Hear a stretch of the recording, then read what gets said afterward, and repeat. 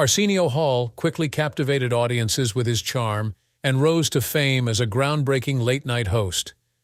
He shared the stage with stars like Eddie Murphy and created iconic pop culture moments, achieving what seemed like unstoppable success. However, behind the laughter and applause, Arsenio battled personal struggles, faced controversies, and encountered career setbacks that altered his path. Have you heard the heartbreaking story of Arsenio Hall's journey? The challenges he has faced are unbelievable. Stay with us to uncover the full story, from child magician to comedy star. Born on a crisp February morning in 1956 in Cleveland, Ohio, Arsenio Hall seemed destined for greatness. Even as a child, he had an undeniable charisma that captivated those around him. His early fascination with magic amazed his family and friends, as he performed tricks that seemed to defy reality. His gift was more than just sleight of hand. It was as if he had a special connection to the unseen. As word of his talent spread, Arsenio stepped into the spotlight, most notably appearing on the hit TV show Soul. His proud father declared, "Watch my son tonight. He'll be doing magic on television." This was a turning point in Arsenio's life, launching him on a path toward fame. After graduating from Warrenville Heights High School in 1973, Arsenio attended Kent State University. Here, his natural comedic talent began to flourish. He became known for finding humor in everyday moments, earning him the admiration of classmates and professors alike.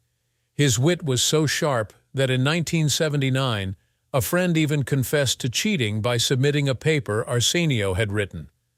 Arsenio's journey took him to Chicago, where he entered the comedy scene and quickly gained attention. His big break came when he was praised by legendary jazz singer Nancy Wilson. She once said, "I owe much of my success to my next guest," underscoring how deeply she respected Arsenio's talent. As his star rose, Arsenio shared the stage with icons like Patti LaBelle, Aretha Franklin, Tina Turner, and Stevie Wonder. He even appeared on the famous music show Soul Train, cementing his status as a rising star in entertainment, rising in Hollywood. By 1984, Arsenio Hall was already capturing attention as the hype man on Alan Thicke's late-night talk show, Thick of the Night. His energetic and charismatic presence made him a standout, eventually landing him spots on other shows like Match Game and Hollywood Squares. However, Hall's career truly took off when he became the first black host of a late-night talk show, cementing his place in television history. Hall went on to host two of the most talked-about late-night shows, The Arsenio Hall Show and The Tonight Show with Jay Leno. His high energy and fresh style set him apart, though his journey wasn't without its challenges. On January 3, 1989, The Arsenio Hall Show debuted, entering the competitive late-night scene. Arsenio's ability to engage a younger, trend-setting audience made the show a cultural phenomenon. His guest list, featuring celebrities like MC Hammer, Eddie Murphy, and Hulk Hogan, turned his show into a must-watch event. One of the most iconic moments from the show came in June 1992, when U.S. presidential candidate Bill Clinton performed Heartbreak Hotel on the saxophone. This moment went beyond entertainment, helping Clinton connect with younger and minority voters, significantly influencing his presidential campaign. Another memorable guest was Tupac Shakur, who gave a candid and raw interview, discussing his smoking habits and offering a glimpse into his complex personality, both as a bold figure and an introspective artist. Arsenio Hall wasn't just a host, he was a trailblazer. He had a knack for drawing out genuine, unfiltered moments from his guests, making his show an unforgettable late-night experience. However, behind the scenes, Hall faced many dramatic and tense moments, navigating them with his signature charisma and finesse, making him one of the most influential late-night hosts of his time. Handling controversy. During an episode of The Arsenio Hall Show, a group of protesters from Queer Nation interrupted the taping, frustrated that Arsenio Hall had never hosted an openly gay guest. Caught off guard, Hall responded calmly but firmly. He explained that while some potential guests may be gay, not all publicly disclose their sexuality, which complicates things. "This isn't about avoiding tough questions," he said. "I'm not afraid to address the issue. We've had people like Elton John who lit up this stage." Despite his defense, the protesters remained dissatisfied, arguing that the show lacked visibility for openly gay figures. Hall, growing more frustrated, stood his ground. He reiterated that he booked guests based on talent, not their sexual orientation, and emphasized his commitment to diversity. The confrontation became heated as Hall passionately defended the integrity of his show. He pointed out that his decisions were never driven by avoiding gay representation, and in fact, he had guests like Elton John and supported gay performers throughout his career. Reflecting later in a 2014 interview, Hall expressed anger over the insinuation that he wasn't supportive of the gay community. "I was the first to feature openly gay comedian Leah Delaria on the show," he said. "I even got death threats for it." Hall felt the criticism was unfair, explaining that he had always been an ally, even when it came at personal risk. "When someone challenges me like that on my show," he said, "they're not just attacking me, they're threatening my livelihood and my family, and I'm not afraid to call them out for it." The backlash and fallout. The Arsenio Hall Show was a dominant force in late-night television, airing on 178 stations across the United States until its eventual decline in 1993. The show's fall from prominence was largely driven by changes in the late-night landscape. 3 new shows emerged during that time, with The Late Show with David Letterman debuting in August, proving to be the most significant competitor. Letterman's success was rapid and overwhelming, and as CBS affiliates, including WBBM-TV, shifted their loyalty, the Arsenio Hall Show found itself losing its audience. Many stations either dropped it entirely or pushed it into less desirable late-night slots, effectively marginalizing the show. Faced with this fierce competition, Arsenio Hall and Paramount began looking for ways to breathe new life into the show. The pressure to reclaim their footing led to a bold, albeit risky, decision. Hall booked Minister Louis Farrakhan, the leader of the Nation of Islam, for an interview. Farrakhan was a controversial figure, praised by some as a spiritual leader and denounced by others for his racially charged and anti-Semitic remarks. This move was seen as an attempt to stir attention and drive ratings, but it was a gamble that ignited fierce controversy. The decision to feature Farrakhan sent shockwaves through the public. Reactions were sharply divided. Many were excited to see Farrakhan on the show, while others were outraged by Hall's choice of guest. Hall knew the risks, but remained defiant, quoting a line from Public Enemy to express his resolve, "I got to do what I got to do." He hoped that by giving Farrakhan a platform, he could foster an important conversation, even if it meant weathering a storm of criticism. During the interview, Hall directly confronted Farrakhan about the opposition to his appearance on the show. He asked the minister why he thought there had been so much resistance to the booking, addressing concerns from critics who felt Farrakhan's presence on mainstream television was inappropriate. Hall tried to balance the program by also inviting gospel singer Kirk Franklin and his group, The Family, to perform. He introduced them with enthusiasm, hoping to create a more rounded episode. Yet, as the show unfolded, it became clear that Farrakhan's interview was the main focus, and Franklin's performance took a back seat. The episode, dominated by the conversation with Farrakhan, sparked immediate backlash. Many viewers felt that Hall had taken a soft approach, failing to challenge Farrakhan on his most inflammatory views. Instead of revitalizing the show, the interview brought more criticism, further dimming its prospects. In the years that followed, Hall reflected on the intense reaction to the interview, admitting that he had been surprised by how much attention it generated even before it aired.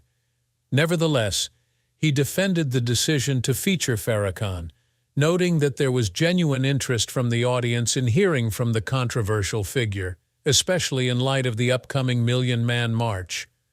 Hall explained that his intent wasn't to provoke controversy, but to offer his viewers a meaningful conversation.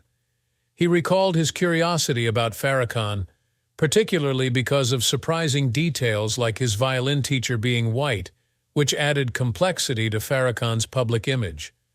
Hall believed his audience would want to hear from someone who was both divisive and influential. Despite his efforts to justify the booking, Hall faced backlash that seemed disproportionate compared to other talk show hosts who had interviewed Farrakhan. Reflecting on the criticism, Hall suggested that race played a role in how his decision was perceived. He noted that when white hosts, such as Barbara Walters, interviewed Farrakhan, they didn't face the same level of scrutiny or backlash. Hall felt that he was held to a different standard because of his race, a frustrating reality that made him question why his decision had been treated so differently. Ultimately, Hall stood by his decision, emphasizing that as a talk show host, his role was to engage with guests he thought his audience would be interested in. Though disappointed by the public's reaction, Hall believed he had the right to feature controversial figures like Farrakhan, even if it cost him dearly in the end. Show's cancellation and Arsenio's comeback attempt in 2013. The cancellation of the Arsenio Hall show was surrounded by speculation, with many pointing to a controversial interview with Louis Farrakhan as the reason for its downfall. Some believed that the backlash from this interview caused a decline in viewership, leading to the show's end. However, Arsenio Hall himself offered a different story. He was aware of these rumors and felt unfairly blamed for the show's struggles. In his own words, Hall clarified that his decision to leave the show had nothing to do with the Farrakhan interview. "My decision to resign was made well before the Farrakhan episode ever aired," he stated. Hall explained that he had already submitted his resignation letter to Carrie McClurgage at Paramount long before the Farrakhan booking. "I was still striving to deliver great shows, but honestly, when I resigned, I don't think I even knew how to spell Farrakhan," he added. This indicates that while the interview sparked controversy, it was not the key reason for the show's cancellation. After nearly 2 decades, the Arsenio Hall show made a much-anticipated comeback in 2013. Fans were eager to see Arsenio's familiar charm return to late-night television. However, despite the initial excitement, the revival struggled to find its footing in a TV landscape that had changed significantly since the 1990s. The show's ratings were consistently low, and it could not capture the audience it once had. On May 21, 2014, the Arsenio Hall show aired its final episode, bringing an end to Hall's second run on late-night TV. While the revival was a nostalgic nod to the original, it ultimately could not sustain the same success after such a long absence. The behind-the-scenes battles. Arsenio Hall recently opened up about the challenges he faced during the run of his groundbreaking late-night show. In a revealing interview on The Howard Stern Show, Hall shared how his vision for the show often clashed with traditional expectations. He described it as constantly fighting resistance, like driving through a brick wall, as he tried to push creative boundaries. One notable example of this tension was when the network Paramount refused to let Hall feature the iconic hip-hop group NWA. The rejection was a clear reflection of the ongoing battle between Hall's bold ideas and corporate control. Ice Cube, a member of NWA, even referenced this conflict in his lyrics, underlining the public nature of the feud. Despite these setbacks, Hall looked back on those tough times with a sense of humor and resilience. They shaped him as a host and strengthened his determination. Reflecting on his career, Hall also spoke about stepping away from the spotlight to focus on family, a decision that cost him significant acting opportunities. He described the entertainment industry as an unforgiving machine, where missed chances rarely come back. After his break, returning to the industry was tough, as public perception had confined him to a specific role, debunking rumors of a feud, highlighting friendship with Eddie Murphy. In 2013, rumors swirled around a supposed feud between comedians Arsenio Hall and Eddie Murphy. The media latched onto the idea, claiming Murphy's refusal to appear on Hall's rebooted show signaled deep tension between the two. However, Hall quickly set the record straight. Addressing the rumors directly, he surprised viewers by having Eddie Murphy appear on the show, dispelling the gossip. Murphy, just as confused by the speculation, confirmed there was no animosity between them. Their on-screen reunion sent a clear message. The media had fabricated the drama. Hall and Murphy's friendship has endured for decades, weathering the ups and downs of the entertainment industry. One touching example of their bond is Eddie naming Arsenio the godfather of his eldest daughter, Bria. This gesture highlighted the depth of their relationship, which extends beyond friendship into family. Hall proudly embraced this role, attending Bria's art shows and offering his support. The duo's collaboration continued with the sequel to Coming to America, where their chemistry and mutual respect were as strong as ever. Through Hollywood's often turbulent world, Arsenio Hall and Eddie Murphy have remained loyal to each other, proving that true friendship can withstand rumors, time, and the pressures of fame. Sinead O'Connor and Arsenio Hall got into a legal battle. The tension between Arsenio Hall and Sinead O'Connor peaked when O'Connor made a series of stunning claims on social media. Known for her mental health struggles and outspoken nature, O'Connor accused Hall of providing substances to Prince, the musical legend behind her hit song Nothing Compares to You. In a cryptic Facebook post, she suggested a DEA investigation was probing Prince's substance use, hinting at Hall's involvement. O'Connor went further, alleging that Hall had once spiked her drink at a party, a serious accusation that stirred controversy. Hall's team immediately dismissed the accusations, labeling them as absolutely false, ridiculous, and absurd. O'Connor's camp remained silent, adding to the intrigue and speculation. The public was left grappling with these bombshell claims, unsure of what to believe. The accusations came amidst ongoing investigations into Prince's tragic death. The musician was found unresponsive at his Minnesota home with a fatal dose of fentanyl in his system. Authorities were already delving into whether Prince had a painkiller addiction, and the involvement of the DEA and U.S. Attorney's Office further intensified the case. O'Connor's allegations against Hall only deepened the mystery, as investigators considered possible connections between Hall and Prince's death. Amid the turmoil, Arsenio Hall decided to fight back. He filed a $5 million defamation lawsuit against O'Connor, asserting that her allegations had severely damaged his reputation and career. Known for her often controversial statements, O'Connor's claims had crossed a legal line, according to Hall. However, the legal battle took an unexpected turn when O'Connor publicly apologized, admitting her accusations were wrong. She expressed regret for the harm she had caused, and Hall, in response, chose to drop the lawsuit. While the damage to Hall's reputation was significant, his decision to end the lawsuit marked a closure to a tense and highly publicized chapter in both their lives. Richard Pryor and Arsenio Hall relationship. Arsenio Hall, the well-known comedian, didn't always embody the clean-cut image many might associate with him today. In the early days of his career, he honed his comedic talents at Los Angeles' iconic Comedy Store, a legendary venue in the entertainment industry. Hall's ascent in show business was strongly shaped by the influence of Richard Pryor, a comedy giant whose brilliance was as undeniable as the turbulent lifestyle he sometimes introduced to those around him, including Hall. During a recent performance, Hall reflected on a particular night from his early days. Pointing to a booth in the Comedy Store, he revealed it was where Pryor first introduced him to White Stuff. Hall painted a vivid picture of the night, comedians sharing laughs and music, with Stevie Wonder playing piano in the background. In a comical twist, Hall joked that Stevie, being blind, probably thought the two were just having an allergic reaction as they quietly indulged in the substance. This glimpse into Hall's early experiences reveals the more shadowy side of fame and success, where indulgence and excess were often part of the journey.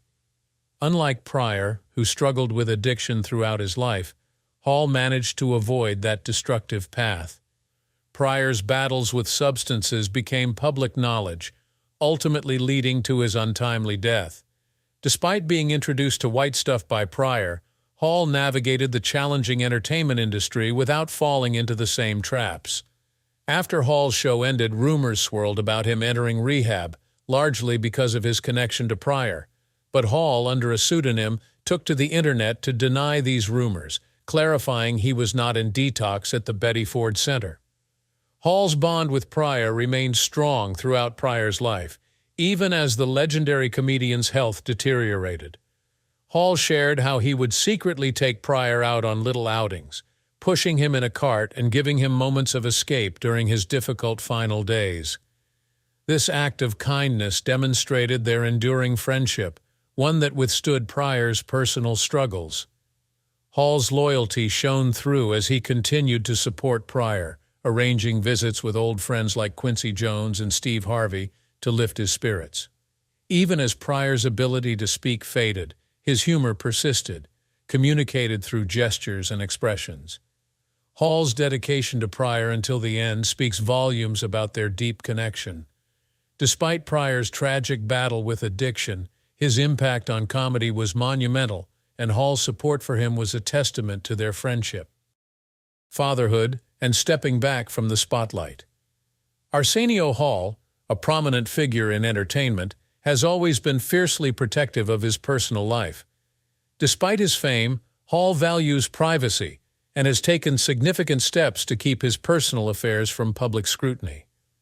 In 1997, after a 3-year break from the spotlight, he encountered a wave of false rumors, including claims that he was in rehab.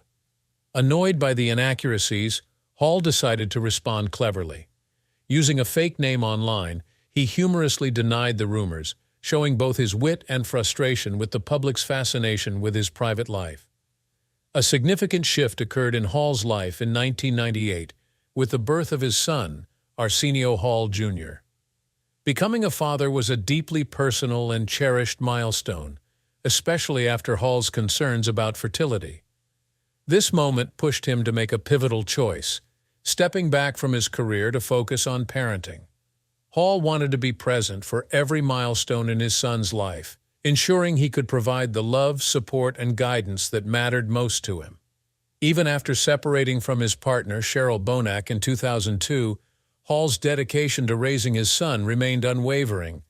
His decision to retreat from the public eye allowed him to fully immerse himself in fatherhood. In 2013, after years away, Hall made a successful return to television with the revival of his late-night show.